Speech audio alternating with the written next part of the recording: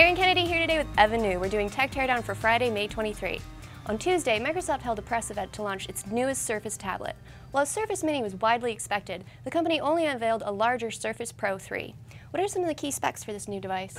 So this device will be similarly positioned to previous Surface Pro models in the past in that it's a more powerful full-featured computer. Runs full Windows 8.1 Pro, has an Intel chip inside, runs all legacy applications, pretty much as much everything you'd expect from a full PC.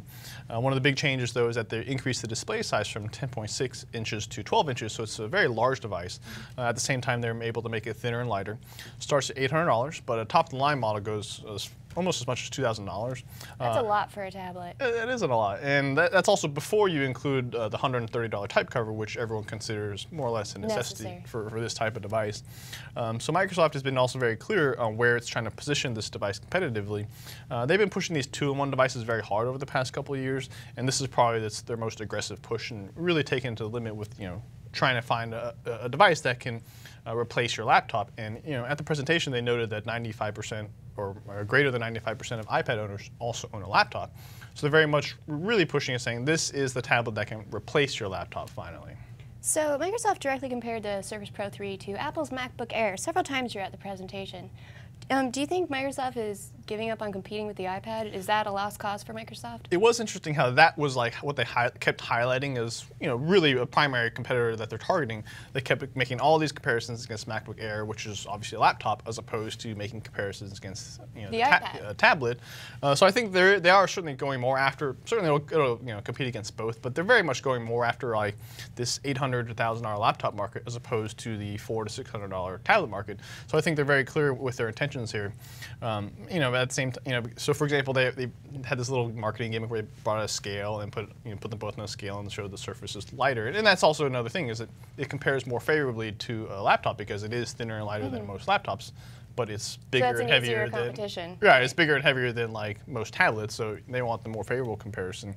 I wouldn't say that they're probably not giving up entirely, but I think it definitely shows that they're shifting priorities. Because that's especially true because they didn't launch the Surface Mini, which everyone's expecting and was reportedly actually ready to go. So speaking of the Surface Mini, we've talked about it before.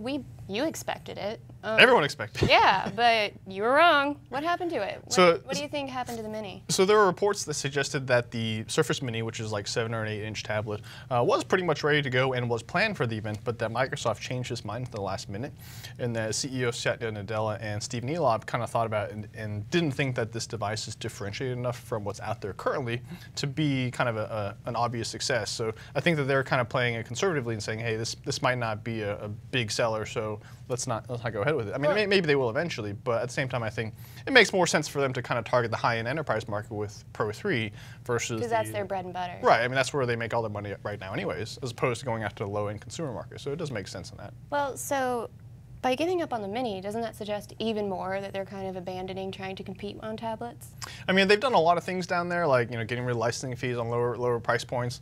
So I think that it is still an important consumer market. But again, since Microsoft's bread and butter and all their cash cows are really targeting enterprise applications, I think it's more important to kind of focus on that first, and then get around to the Surface Mini later on.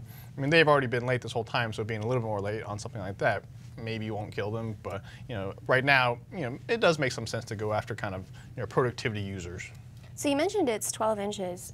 That's a pretty big tablet. You've been really skeptical of these jumbo tablets before. Do you think the Surface 3 is going to stand out in any way? Is it going to how will it succeed where others haven't? So I mean, like we've talked about before, I played with some of these giant Samsung ones that they had at CES, and 13 inches, and I think that.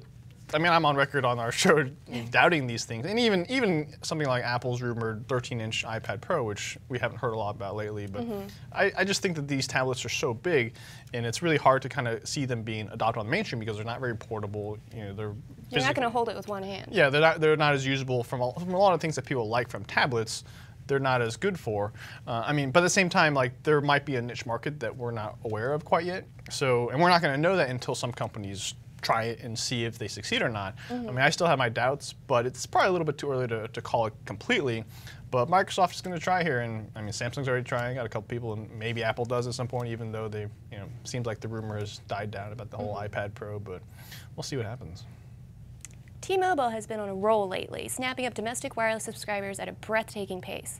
The Un-carrier may now have hit a new milestone, surpassing Sprint to become the #3 domestic carrier. This is pretty big news, isn't it? So Counterpoint Research released a report this week on the U.S. smartphone market. Said it hit about 33 million units sold in the first quarter. Smartphone penetration is now at its highest level ever, 87%. But the part hidden here about T-Mobile saying that T-Mobile, when you include Metro PCS, has now become the #3 carrier in terms of smartphone volumes, beating out Sprint, which also includes its MVNO wholesalers. But to be clear, this is only when you compare them based on smartphone sales. If you look at total connections, including feature phones and things like that, Sprint is still #3 with 53.5 million.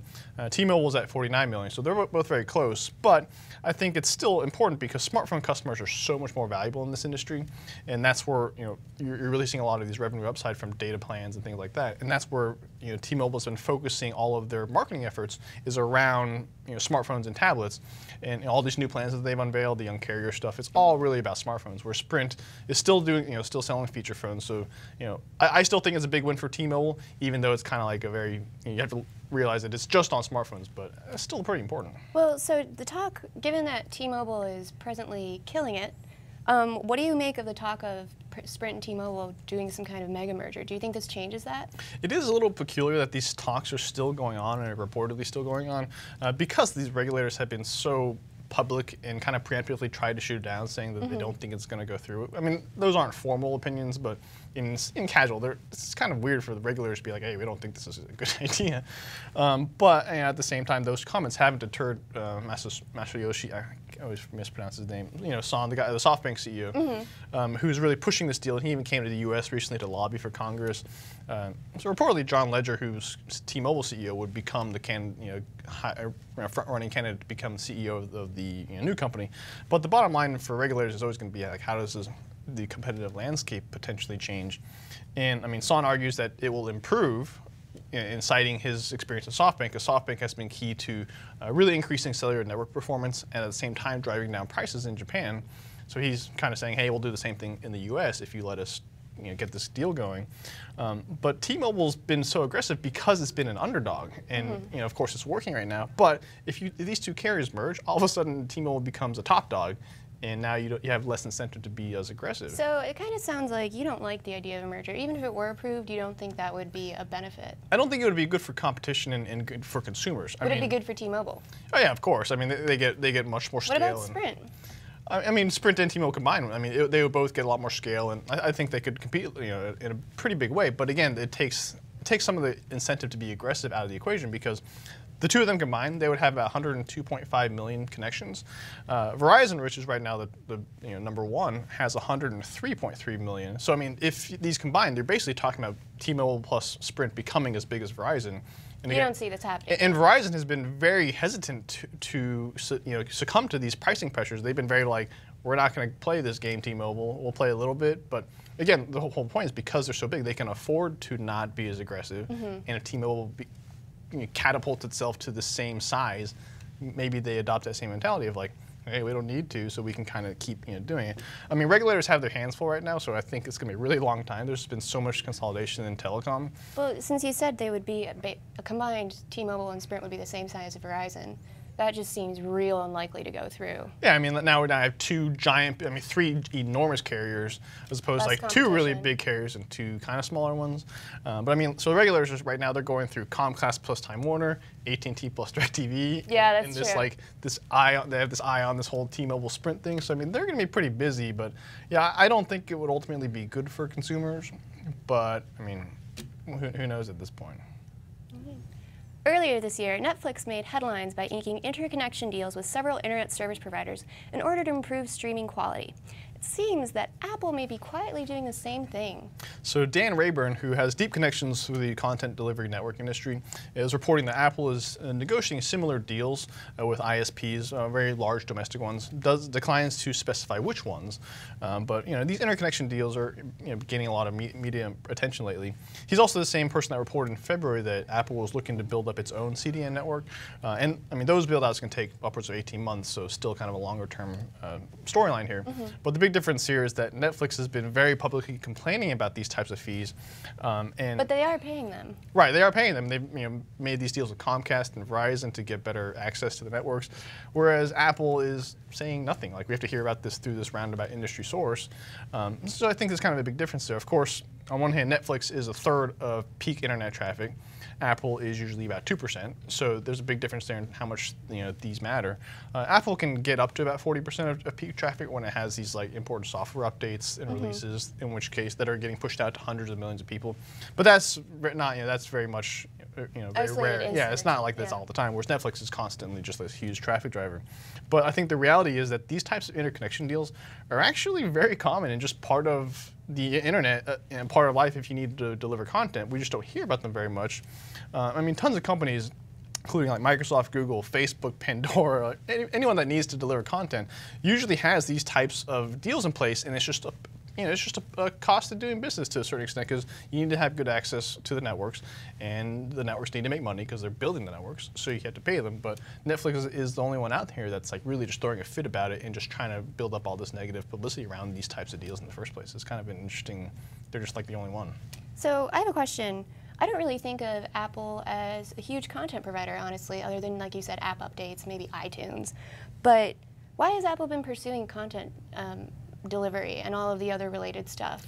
So I would say one of Apple's main weaknesses right now is delivery of cloud services, which can include just like iCloud, but also just delivering the content that's available through iTunes, apps, movies, games, all that stuff. They all go through these types of networks, but with some of their cloud services, they do lag behind their rivals, including Google and Microsoft, with just facilitating these cloud services. iCloud frequently gets hit with these random performance issues. Their servers go down. Yeah, iMessage sometimes just conks out for no reason. I mean, and it's a problem.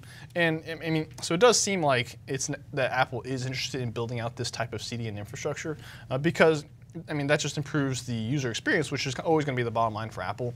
I mean, so eventually they might move away from some of the third-party providers right now, like Akamai and Level 3. But again, that might take a long time before it starts to affect those businesses.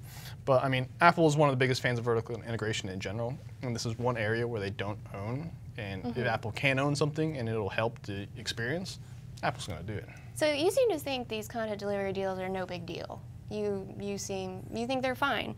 Why? Because there's been a lot of negative attention around this, especially with regards to net neutrality and stuff like that. Absolutely. I mean, philosophically, interconnection deals kind of undermine this whole idea of like an open internet and net neutrality and having like a equal playing ground for all. Yeah. Why do you hate net neutrality, Evan? Come on. But I think that they're more common than people think. I mean, they've been happening for years and years and years. But just because they're common doesn't mean they're good.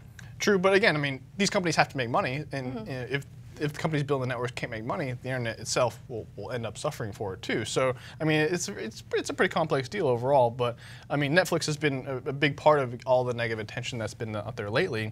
And generally speaking, Apple gets a lot of attention for anything it does. So if you think about it, like if it was a problem for Apple, Apple could go out there and start making headlines and maybe catalyze change to disrupt the status quo.